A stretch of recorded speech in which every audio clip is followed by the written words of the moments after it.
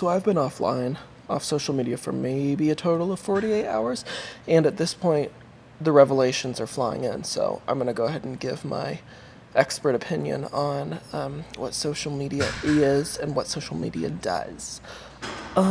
First of all, what I have found to be true is that everything on social media wants you to change your body, face, hair, and general way of existing in the world, and it certainly pretends to provide an answer for what you could be, whether that's soft girl, boy core, tween top, just all of these nicheifications of existence that compound on themselves into these little micro aesthetics that really are just being skinny and having money.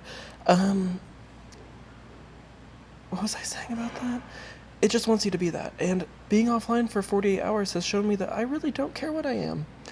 You know? Like, I feel like there's a constant branding, like subconscious branding that happens when you are online too much because you see these things that are branded to you in a certain way, whether it's with a clean look or a, what did they call, what was that one that I heard that was insane? Like old money style, or like soft boy or fashion girl, Y2K, whatever. It's all aestheticized. Life lived through a lens to be seen. So of course you look at yourself and you're like, okay, what the hell is going on here? What the hell am I doing? I'm not Y2K, I'm this. And when I was offline, what was nice was those thoughts went away. And I was allowed, finally, my brain was allowed to just exist without processing itself, without processing how it's coming across, how it's being perceived. That's just a really intense level of policing of the self. I mean, even me now, I'm here, I'm tired, I didn't sleep, I'm wearing janky clothes.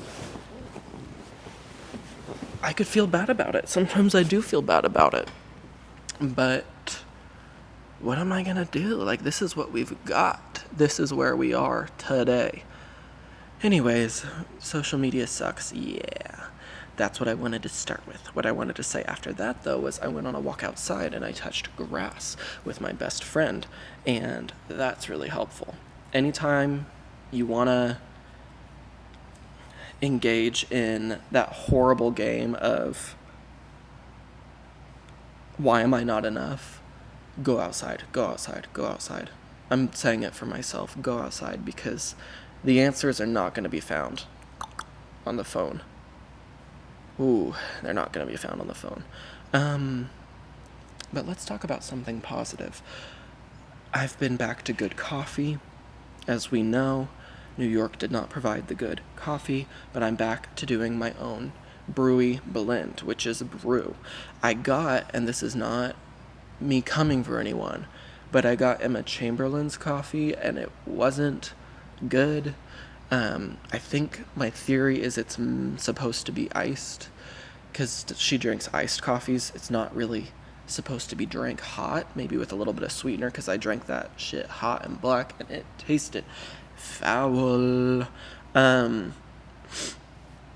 gonna get back into the sauna at least 3 or 4 times a week, which I'm very excited about because I've been off of that and my skin is suffering in response. My heart is suffering in response. I can actually tell the difference. That's a big one. And I never knew because I've never consistently done sauna until about a month ago. So I've been loving the thought of getting back into that. I've been loving the thought of using self-tanner. That is as yet unexplored in my world. I've tried some tanning drops. I'm interested in brands if they want to send me something. My Instagram is _Cody Jean, and I might put you on my story. I'm actually really bad with brands, and they don't like me because I forget to post things on my story. Because I think that the general influencer rule The unspoken rule is like, we send you something, you show that you were sent something so that there's eyes on our logo, our product, whatever, and that's enough. To them, that's valuable. I get those gifts, open them, and it's not like I'm getting a gift. I get like probably a package every 3 months, and it's usually like a lotion, like the size of a hotel. I'm not complaining. It's cool to get those things, but I don't know, is that worth a story post? What do you think? Are you tired of seeing that? Because quite honestly, at this point, I think I should be paid. I think everyone should be paid for posting on their story, even if 3 people see it. Anyways, why am I talking about influencing? Let's talk about something silly. What's something silly?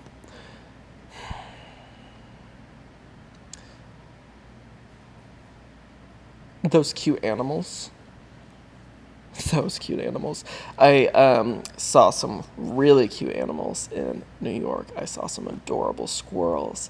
I saw some really pretty birds. It was really kind of like a week of dreams in the city, weather-wise.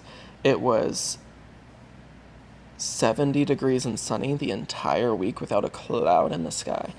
And this time of year, I expect it to be pretty humid and pretty hot and miserable on the subway.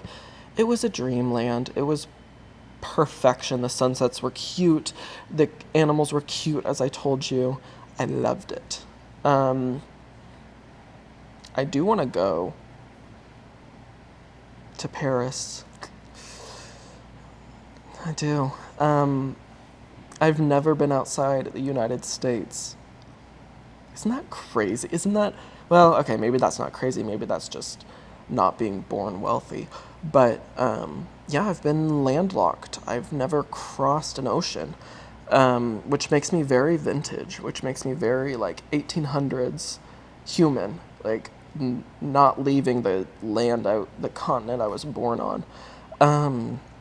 But no, I want to go to Paris. That got in my head recently, I think because I saw a picture of Carrie Bradshaw wearing that gray dress when she was in Paris, and I was like, oh my fuck, I need a gray dress. That show is due a rewatch. That show is overdue a rewatch. I want to get a TV that, like an old TV, like a 90s TV, in the 4x3 format, and I want to have Sex and the City playing on a loop, start to finish, including the first movie, and then it restarts. Can anyone send me that setup? Because I'm really not techie in that way. And I guess I could get it on DVD, but no. I'm gonna switch discs. Toot, toot, toot, toot. I do have a Chinese DVD set of Sex and the City Season 2. Or is it on, it's Blu-ray. So maybe we could get a Blu-ray player. Does anyone else like Sex and the City? I know it's, like, not appropriate, but it's good. I'm sorry. Cancel me for saying it, but it's good television. Yeah, it's just a rainy day here. It's another chill vibe. Oh, what I wanted to do in this episode is my tips for wellness on an emotional crisis, because I have not been feeling my best. I've been feeling anxious. I've been feeling scared. I've been feeling depressed. It's life. It's seasons of life. Don't worry. But now I know how to care for oneself like 50% of the way when you feel like doing 0%, how to get to like 50%. So I have some tips. First tip, you don't have to brush your teeth. You don't have to brush your teeth. You don't. I repeat, you don't. If you don't feel like it, you don't have to. It's okay to skip a morning or a night or both. Floss picks help. You can just floss at night. Keep them near your bed. Okay, I'm not feeling my best. Done. I advocate for multiple showers a day when you don't feel well. Instead of, I know the classic depression thing is like you don't feel like even showering. I would say just get in there and take long showers. Sorry, environment, but there's something about getting clean that spiritually helps. just getting clean, getting the water running over you, cleansing some sort of something off of you, getting back out for the day, doing a little soft reset halfway through the day. Take a shower at 3:30 p.m. That is really helpful, because then you'll see some sort of lotion over there and be like, okay, we can do this. We can put this on the face, and look, we're moisturized, look, we're glowy, and we didn't even lose. I don't know, sometimes it's just so hard to convince oneself that it's worth self-care at all.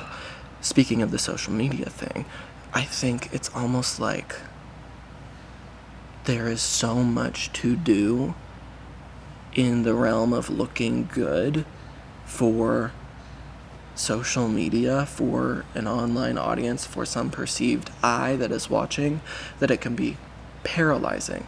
Because I see, like I said, not to brag, I've not been on social media, but I was watching someone watch TikTok yesterday. Interesting experience, but to swipe through and you realize that 70% of what you're seeing is some form of an ad. It's like a try-on haul, even if that person is not paid by H&M or whatever is trending, whatever buzzy rare beauty thing.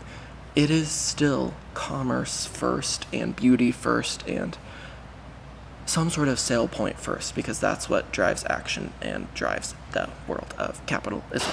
We all know this. Point being, you get on there and you don't even know what you look like anymore. Because now you're seeing a million people change their faces in a million different ways with a million different products. So now you don't know, is it microdermabrasion, or is it what the next girl said, which is you're over exfoliating? Is it you need to, like, there's been some shit that's been coming up on my YouTube for like weightlifting, because I watch like this one girl I love who does at-home workouts, and then I watch this other guy who has really great tips for fatigue. Anyways, I watch these two fitness channels. Now I'm in on like straight bro fitness content. It is served to me through YouTube algorithm, TikTok algorithm, whatever. That shit is dangerous too, because they'll be telling you that you're working out wrong. They'll be presenting you like you can't even get through a workout. Like if you're on your phone during a workout, you're going to see 14 different types of workouts that you should be doing right this second in order to change your body, or 14 different diets that you need to be following. Yes, they serve up diet culture to men now. It's very scary. It's very weird. There's a lot of thinly disguised eating disorders served up as male fitness content. That scares me. That shit is really dangerous, because it tells men what women have been told for 2 million years, which is they are not enough as they are. And then it sells you something to become more of that of which. You get what I'm saying. But like, how many energy drinks can they sell?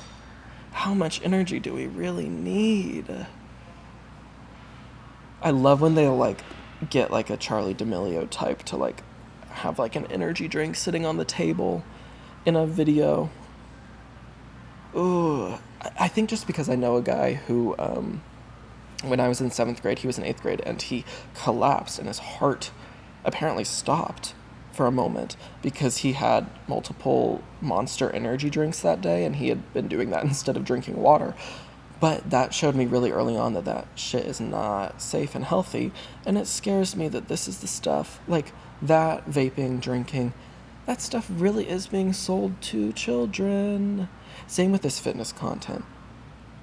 If you are under the age of 18, please don't look at that shit. Oh my God, I am so thankful that I didn't have that level of choice and influence and steroided out men telling me what I'm doing wrong before I even got in a gym or got on a sports team or went on a walk or did a yoga class or anything to feel good in my body. They're being served up like protein powder before they can do the lifts properly. It's so commercially driven. And all you really need to be doing is a few push-ups, a few squats, and a few stretches. It's sad. This is a depressing episode. Today is a rainy day, as I said, so I guess we're just up here in the loft spilling tea. Oh, where is my tea? I made a peach tea today. Yummy. It's probably cold. I am going to make a matcha after this, and I am probably going to do a little workout, even though, like I said, I'm very tired. For my body, for my anxiety, it's best to move. It's best to at least engage in some sort of physical activity. It is true that it does help give you energy, focus, positive thoughts. Oh, I didn't even finish my thought. That was the other one. Do some sort of little workout. I know it's hard, but like literally, since you're already feeling bad, be like, all right, I feel bad. Let's do 10 push-ups. Now you feel bad and you elevated your heart rate. Wait, that sounds bad. Hold on. You lowered your cortisol levels just by doing 10 push-ups. And it, for me, gives me at least a little bit of a window out of my depressive or anxious mood into the possibility of the now moment. Because then you might be like, oh, that felt good. I'll do 10 more. Yeah, other than that, I hope you have a good day. Love you.